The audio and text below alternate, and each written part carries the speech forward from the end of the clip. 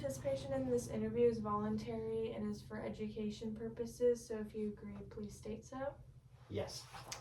Awesome. Okay, thank you for taking the time to speak with me today.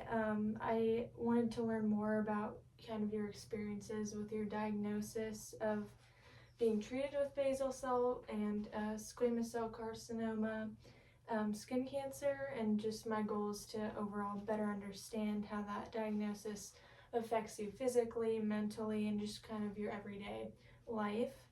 That being said, if you're comfortable, do you mind sharing your name and telling me a little bit of your understanding of your diagnosis? My name's Mark Elvin, and my understanding of the diagnosis is that I have skin cancer. There are 3 different types, and I've had 2 of the 3 different types of skin cancer. Okay. And then just kind of your understanding of maybe the importance or the needs of management that comes with that. Yeah, I understand that I need to see a doctor regularly, so I try at least 3 times a year, if not more, due to different appointments and things, to see a doctor and dermatologist and make sure that I'm doing everything I can to do everything I can. Yeah. Okay, and then you kind of already mentioned this, but just ways that you're managing your diagnosis, that could be physically, mentally. Yeah, besides the appointments that I go to regularly, I try to wear a hat when I'm outside. I try and stay out of the sun as best I can during the hotter hours of the day. And then, of course, I wear sunscreen as much as I can. And then what has been the most challenging or most difficult part of your diagnosis or battling this disease? Probably knowing that it is a form of cancer and the seriousness of it is probably the hardest. I have not had trouble getting in to see a doctor, so I've not experienced that issue. So it's probably just the mental part of knowing that it's a cancer. Mm-hmm. Yeah. And then just what kind of precautions have you implemented in your lifestyle changes in ever since your diagnosis, and how it's changed your daily routine? I know you mentioned you kind of wear sun protection, try and put sunscreen on. Is there anything else that you like to ensure that you do, or supplements that you might take, or? No, I don't really take any supplements for it. I just, like I said, try and stay out of the sun and wear proper protection, whether it's clothing or sunscreen. So that's really it. But we live in Southern California, so it's kind of hard. The sun is out a lot, and I'm kind of an outdoor person, so it's difficult to. But I try and manage. Okay, and then just ways that you feel about the illness, whether that's frightened, threatened, angry, maybe, or as as a wage earner and as a family member, things along that line.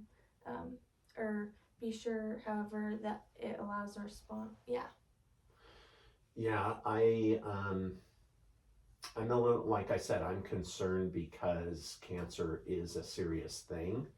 But I think it's something that if you do manage it and do some of the smart things, that you can stay on top of it, I'm hoping.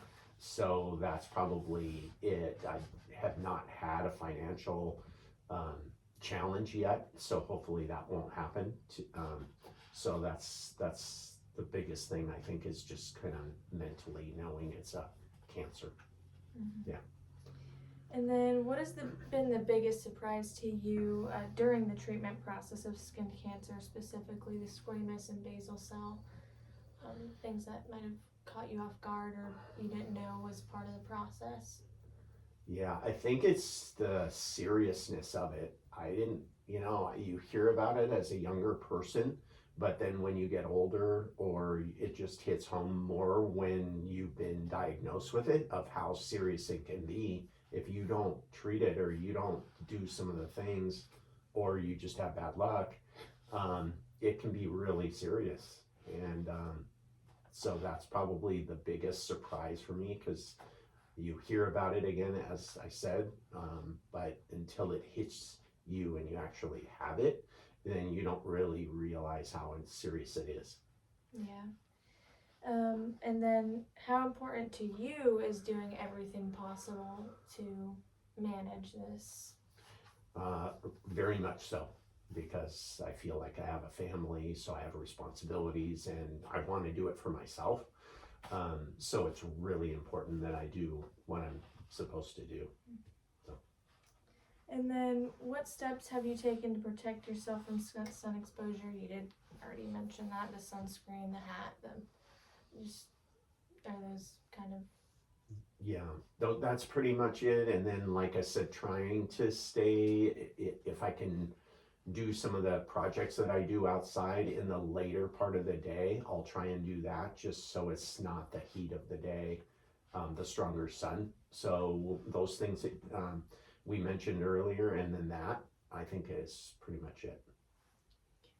And then are you troubled with any financial questions about the medical care that you're getting, or insurance coverages, or tests and treatments? No, I have not had that issue, so I haven't had that challenge yet. So that's a good thing, because that could be frustrating, and I have not experienced it yet. And then your preference, like, would you prefer to talk to an older or younger physician, or a male, female healthcare provider? What is your kind of perspective on that?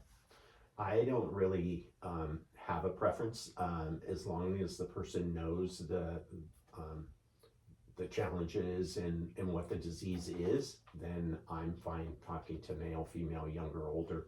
It doesn't matter to me.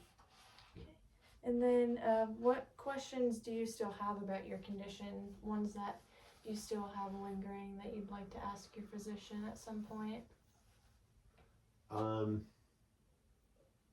guess I really don't have any. I know that my younger years of being in the sun still affect, and that's interesting to me. And then obviously it doesn't go away, because as you're older and you're in the sun, it still can affect you. So both. So I don't really have any questions right now. It's just really managing it and staying on top of it. That's really what I'm focusing on right now. And have you ever faced any questions that you might have had during the healing process, or how to take care of your surgical site or anything like that? No, the nurses I've had, or the doctor himself, has been really clear about how to treat the wound and make sure it's clean and all of those things. So I haven't had issues with that either. And then last question, any like cultural beliefs or anything that you have that might dictate the kind of care or treatment that you prefer? No, I don't. None of those. And then anything about your experience with skin cancer that we haven't discussed, or that you feel is important to share?